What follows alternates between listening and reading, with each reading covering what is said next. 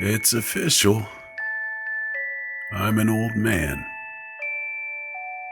For the last couple years, I've comforted myself by saying I'm in my early 70s, but math is simple and unforgiving.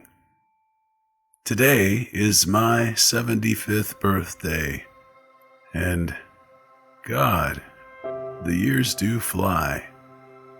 I'm not here for your well wishes. This is hardly a milestone I'm excited about. I'm glad to still be here, of course. But I find I have less and less to live for with every passing year. My bones ache, and my kids live far away, and the other side of my bed has been empty for just over 8 months now. In fact, once I cast my vote this November, I may have nothing to live for at all. So, spare me your happy birthdays and your congratulations, if you please. I'm here because I have a story for you, and it's one I've never told before. I used to think I kept it inside because it was silly, or maybe because nobody would believe it.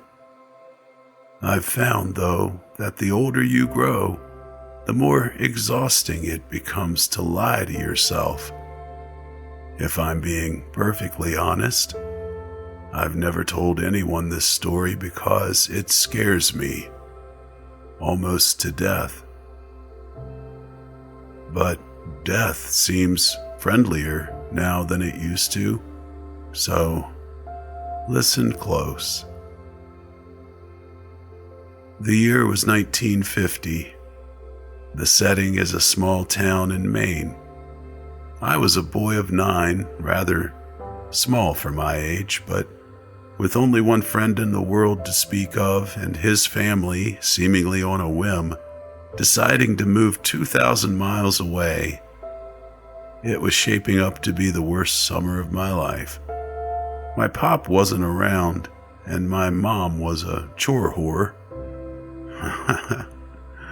Boy, was I proud of myself when I came up with that one.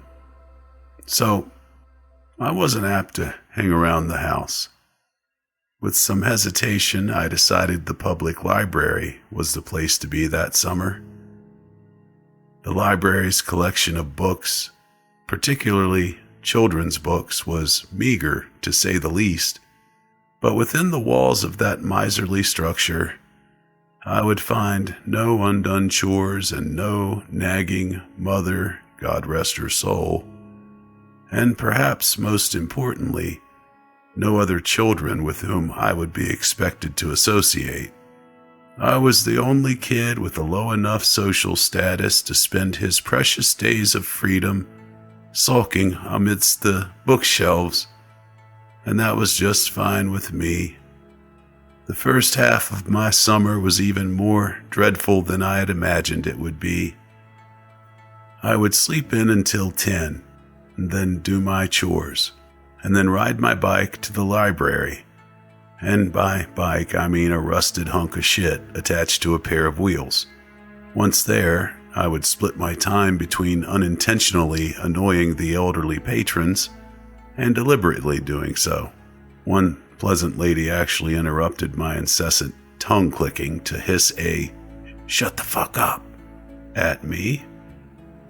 The first time I ever heard a grown-up use the F word.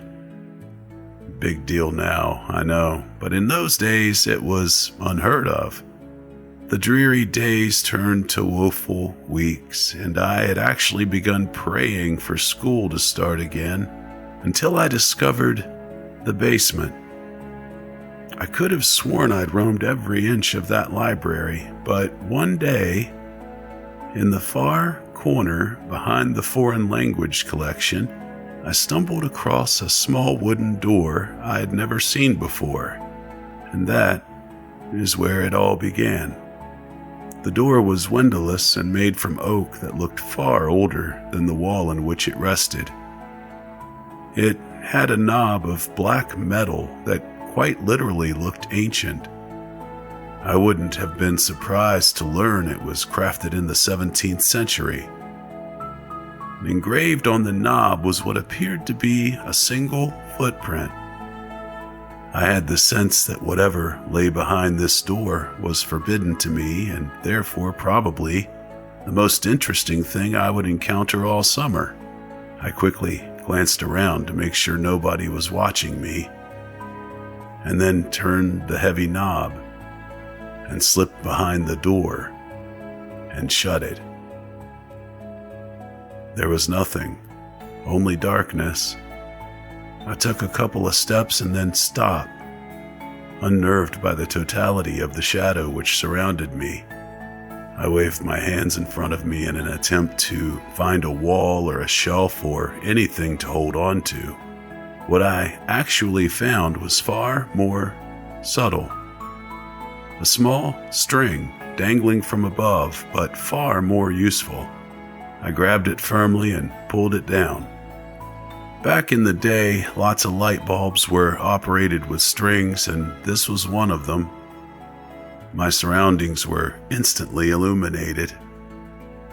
I was standing on a small, dusty platform that looked as though it hadn't seen life in quite some time. To my left was a rickety-ass spiral staircase, made of wood and appearing ready to collapse at any second. The bulb was the only source of light in the room, and it was feeble. So when I peered over the railing to see what lay below, the bottom of the staircase dissolved into the darkness. I was beginning to feel scared. This place, wherever I was, seemed to have no business in the town library. It was as though I were in a completely different building. But my 9-year-old self didn't like to let a mystery go unsolved. Looking back, I wish I could tell my prepubescent self to turn around, to go back, do anything else besides descending that staircase. You'll be spared a lot of sleepless nights, I'd say, but of course I didn't know that then, and I may not have listened even if I had. So instead of turning back, I took a deep breath, gripped the railing, and glared resolutely forward as I began my descent. The wood on the railing was dry and covered with splinters, and I immediately let go, holding my hands out for balance as I carefully descended the stairs. It was, or at least seemed, really long, and with only the dim glow from the string bulb far above me, my heart pounded mercilessly in the darkness. Even kids can sense when something isn't right. I think they just don't always give a shit. By the time my feet reached the cement floor at the bottom, the light from the bulb above was nearly gone. But there was a new light source, and God, I'll never forget it. Directly in front of me was a door. Massive. It was a deep shade of red. The light was coming from behind the door, and it shone out in thin lines from all four sides. A sinister, dimly glowing rectangle. And for the second time, I took a deep breath and went through a door I shouldn't have.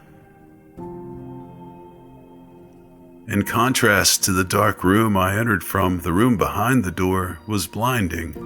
When my eyes adjusted, what I saw nearly took my breath away. It was a library. The most perfect library imaginable. I gaped in wonder as I stepped almost reverently further into the room.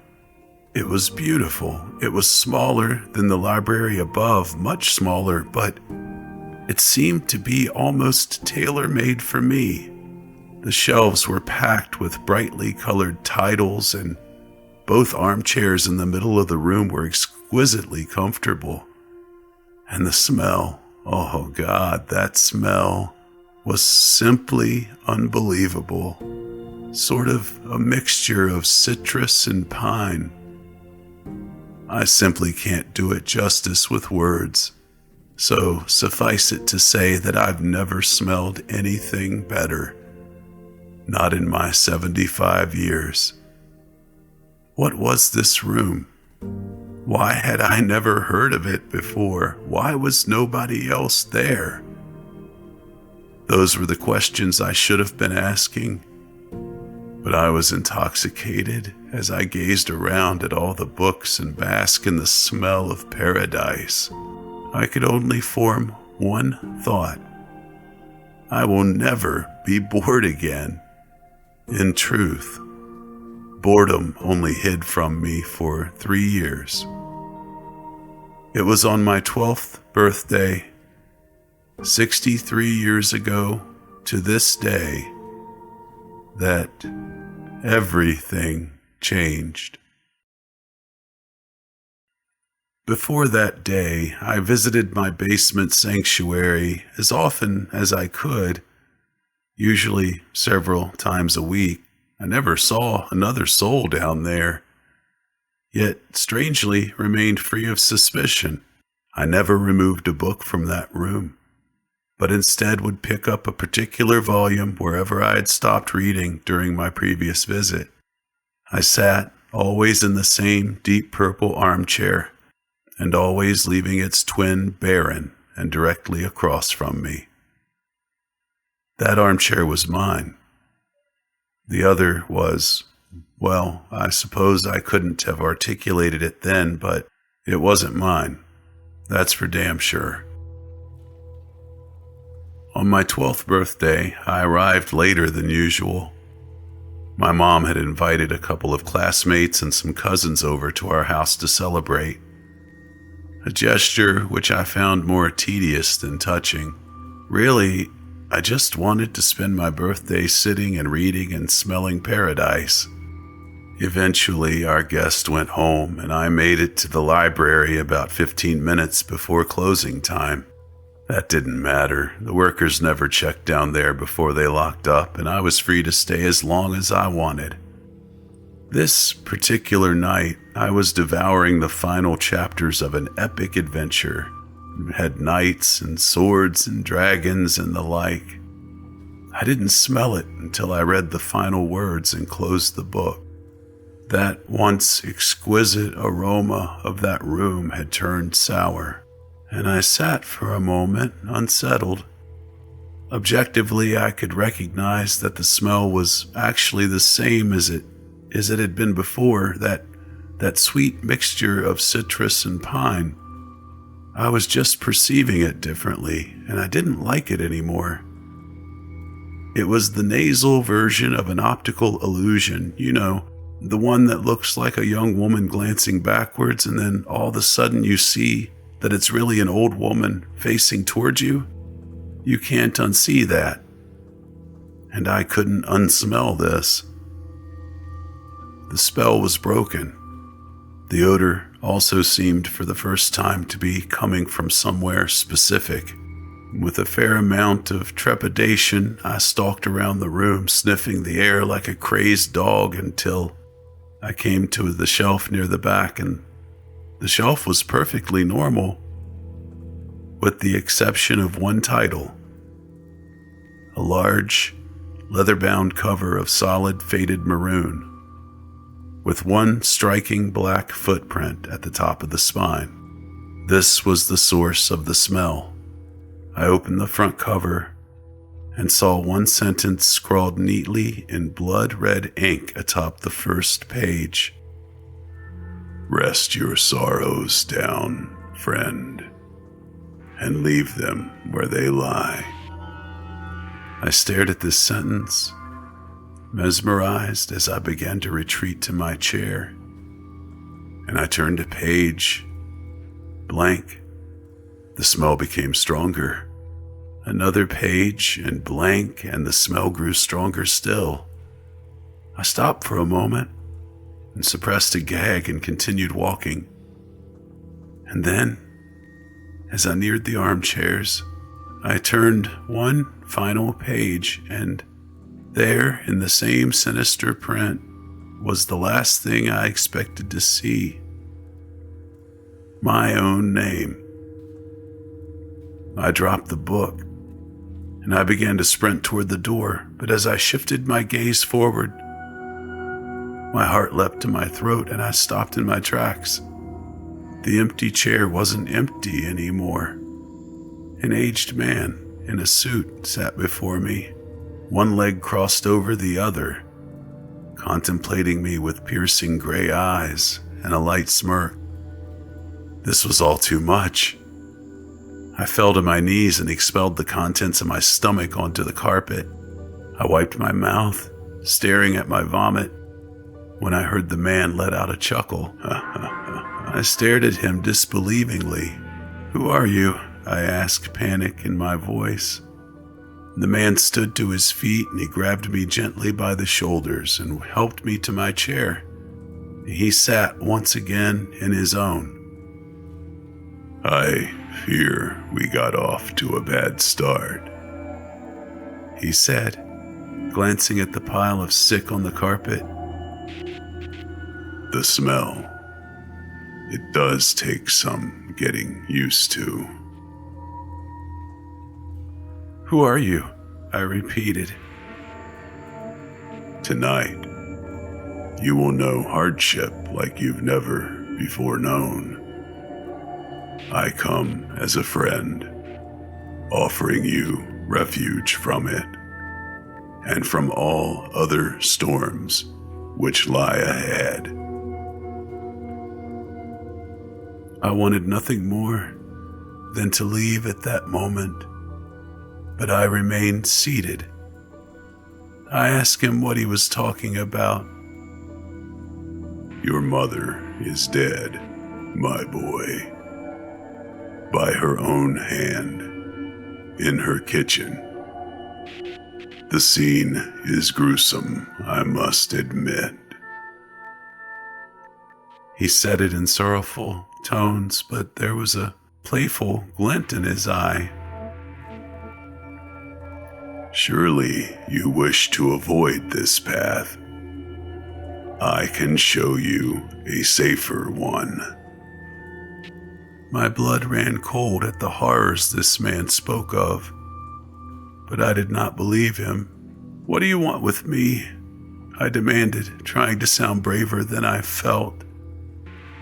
He laughed, an old, deep laugh that seemed to shake him to his bones. "Nothing but your friendship, dear boy." Then, sensing I found his answer inadequate, he expounded, "I want you to come on a journey with me. My work is noble and you will make a fine apprentice. And maybe when I'm done..." He sighed tiredly, running his bony fingers through his thin white hair. "Maybe then, my work can be yours." I stood up, shuffling toward the door, but never breaking his gaze. "You're crazy," I told him. "My mom isn't dead. She's not." "You will see if you must," he said, gesturing toward the door. I threw him a contemptuous glare and bolted for the exit, and as my hand closed around the knob, he said my name softly, and in spite of myself, I turned around. "Your road won't be easy, friend. If it ever becomes too much for you, and I mean ever," he said, pausing to sweep his hand over the room, "you know where to find me." I slammed the door behind me and took the decrepit stairs 2 at a time, and I ran out of that library and I clambered onto my bike and hightailed it home. The front door was wide open. I dismounted, leaving my bike in a heap on the ground, and approached the house cautiously. The old man was lying, he must have been. But still, tears began to sting my eyes and my heart was pounding. And I stepped inside and called for my mother. I heard no answer, so I walked into the kitchen. To this day, I don't know why she did it. I've lived in that small town in Maine my entire life, although I've kept mostly clear of the public library. Once, in my late 20s, I summoned the courage to step inside. Life was good at the time, and my fear had begun to morph into idle curiosity. Where the door to my basement sanctuary once stood was only a blank wall. I asked the librarian what had become of that basement, though in my heart I knew the answer. There was no basement, she said. There had never been a basement. In fact, if she had her facts correct, city zoning ordinances prohibited a basement in that area. I've been haunted by that sickly, sweet smell, that poisonous blend of citrus and pine ever since that long ago birthday. When I saw my mother in the kitchen, collapsed in a pool of her own blood, I smelled it. When a man claiming to be my father knocked on my college apartment door, begged me for money and beat me to within an inch of my life when I refused, I smelled it. When my wife miscarried our second child, I smelled it. And again when she miscarried our fourth. When our oldest son got behind the wheel of the family Buick completely shit-faced and got his girlfriend killed, I smelled it. I began to smell it periodically as my wife became sick. She died late last year, and now I'm alone for the first time in more than half a century. Now, I smell it every day, and it feels like an invitation. A few months ago, I went back to the library, and that small oak door with the ancient handle was there, right where it used to be. My evening walk has brought me past that library every day since, but I haven't gone inside. Maybe tonight I will. I'm frightened to die, yes, but lately I'm even more frightened to keep living. The old man was right. My road hasn't been easy, and I doubt it will get any easier. He promised relief, a refuge, he said. Was he right about that too? There's only one way to find out. After all, I still know where to find him.